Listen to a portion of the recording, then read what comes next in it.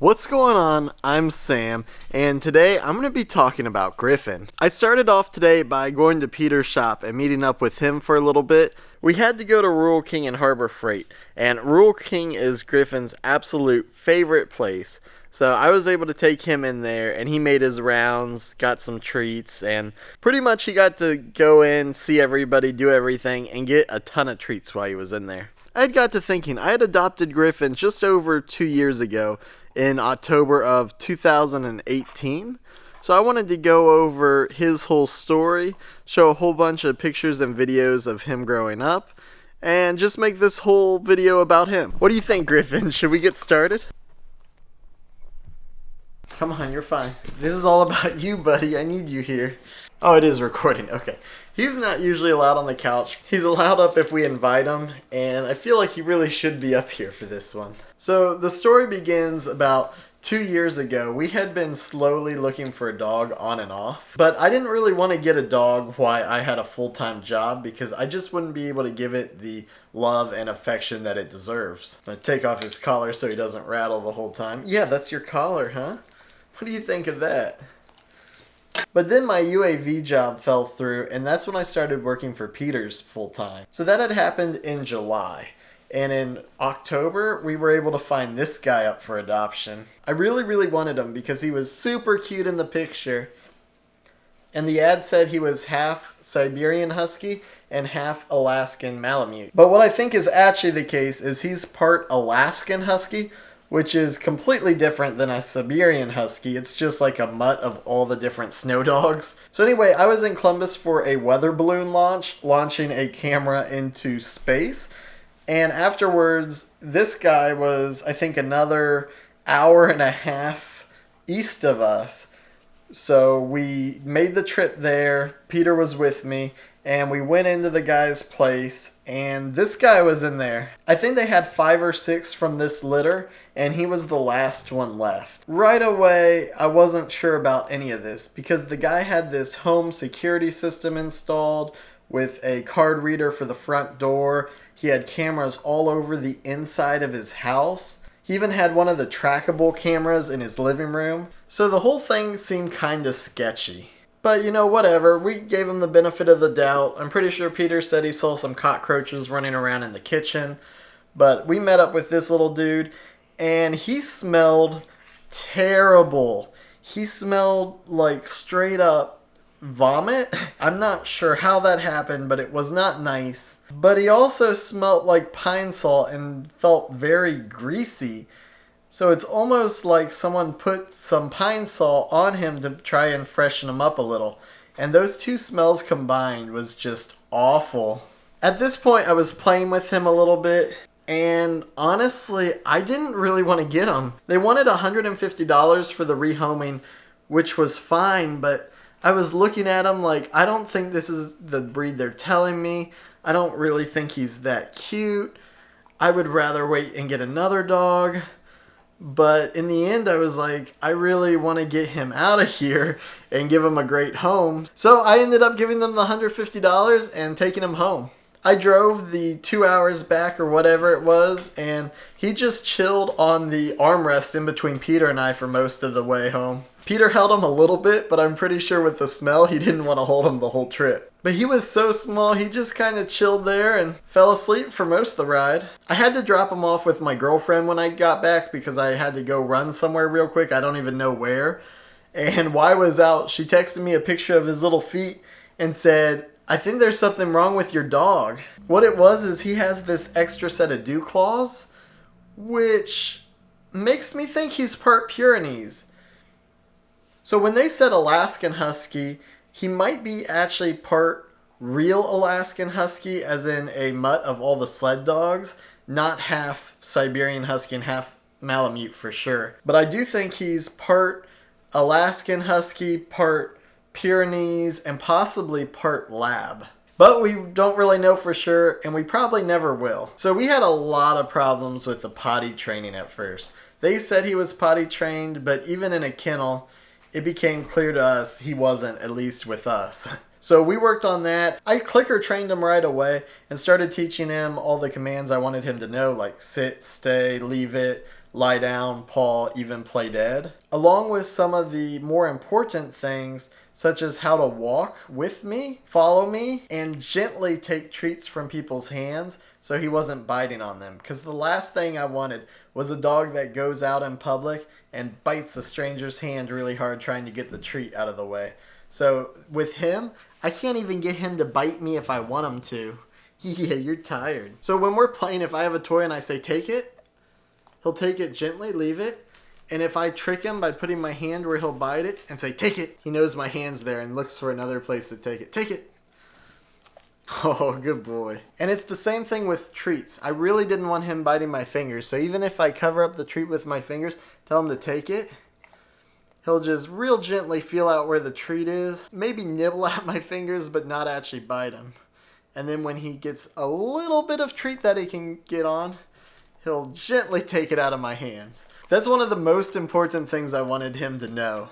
So as a puppy, I was taking him with me everywhere I went, just making sure he was socialized. And I was able to take him into work with Peter and I, which was awesome. And he made it into a lot of the videos, from early on all the way until now. He's been in a decent amount of them. Some people even think he's Peter's dog, but he's definitely my boy. So early on, after we had only had him for maybe a month or 2 months, he jumped off the porch and injured his little paw. We weren't sure what was going on, so I took him to the vet the next day, and they said just kind of let it heal. If it gets worse or doesn't improve, come back. I should have had them put a cast on it. I think they took an x-ray on the first time. It might not have been till the second, but there were no broken bones or anything, and they said everything looked good. But after like 5 days or so, he was still really limping on this paw, so we ended up going back and getting a cast. I think they either said it was like a sprain or maybe damaged tendon, but they didn't know for sure. I was really worried about it, and I didn't want him to grow up with the limp or his leg not to get better. So he had this cast on for like 1 or 2 months, and he was really adorable. It didn't stop him from doing anything. I guess it actually wasn't a cast, it was a splint. I was having to rewrap it myself pretty often too. We went into the vet every week or so for them to check up on it. They got to know us really good, and they gave me a pretty good discount and helped me out a lot with all these appointments. I'm really happy with the vet we go to because they're reasonable with everything every time I've been or recommend friends to go, but they're always super busy. He finally got his cast off. He still had a little bit of a limp, but it was a lot better. And it didn't fully go away until I think about a year afterwards. He still has this little tiny mark on his leg where the hair's not growing back from where the splint had rubbed his skin and left a little bit of a sore. And since it was on him for so long, I don't know if he'll ever get like complete hair coverage here. So I kept taking him with me everywhere. We'd go on long walks and go to work, go see people, into the stores, just do everything together. You've probably seen him in a lot of Peter's videos, especially during the ads and some of the montages. He got pretty good at swimming. He didn't like the water at first, but after he learned that he could go in it and swim, he got pretty good, and he loves running into the water to play fetch. And he absolutely loves to watch the birds, and he tries to get the birds every time we're in the boat, but luckily he hasn't jumped out of a boat yet. Peter's dogs, Lucky and Toby, get really bored of the boat pretty quickly, but Griffin seems to enjoy it and doesn't really get tired of it until about 4 hours into it when he's just exhausted. Last year we were going on 10-mile hikes, and we've done at least a few of them. He was really good about them, and he was just waiting on me the whole time. I have him trained off leash, where even when we're walking and hiking, I'll usually take him off the leash for a little bit, but if we see anyone coming, I'll call him back and put him back on right away. When we were doing the solar-powered bicycle, I think it was? No, it was a different video. Which video was it? It must have been the solar-powered bicycle. I think it was that first trip when Peter just put the electric motor on it and not the solar panels yet. I had taken Griffin with us, and we ended up biking for a total of just over 17 miles. Griffin was able to keep up with us the whole time. Until the last half mile, he started getting pretty slow, so I had to slow down a little bit. We didn't go very fast, and I did have to give him plenty of water. But he was a champ, and he made the 17-mile, probably jog you'd call it, for him.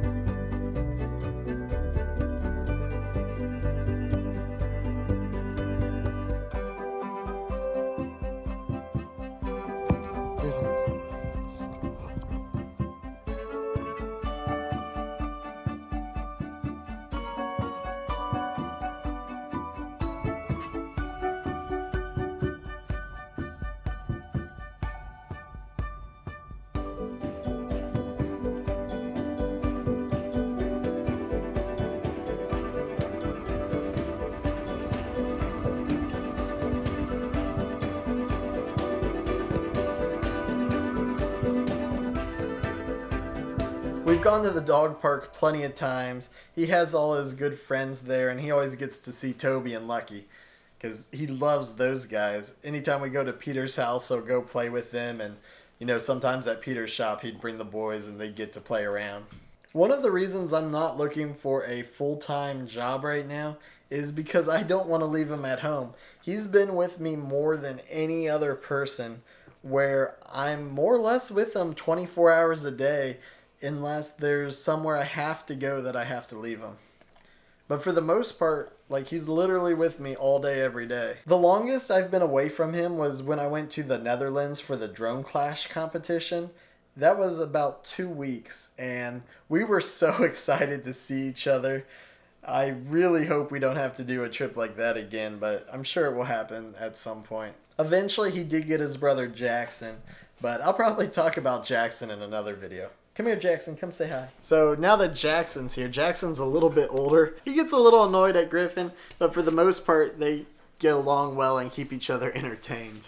Everyone at stores loves him because he comes up and jumps on all their cash registers because he knows if he sees a register, he's probably going to get a treat.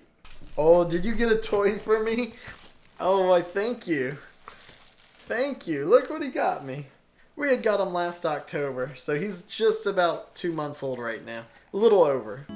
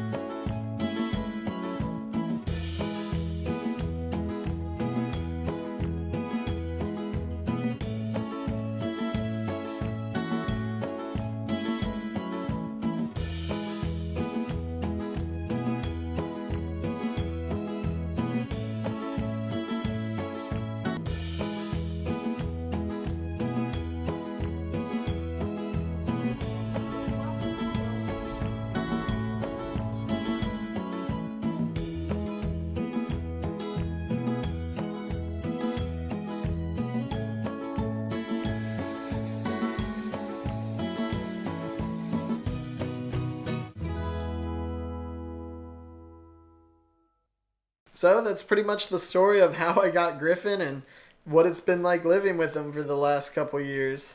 I hope you liked and enjoyed this video. I know I've really loved having this guy around, and I hope I get to be around him for a lot longer. So again, thank you for watching this video. I hope you enjoyed it, and we'll see you in the next one. Say bye to everybody. Bye. Get that ball. He just wants to play. He's like, Dad, I've laid here long enough. I just want to go play with my ball. Okay, bud, go.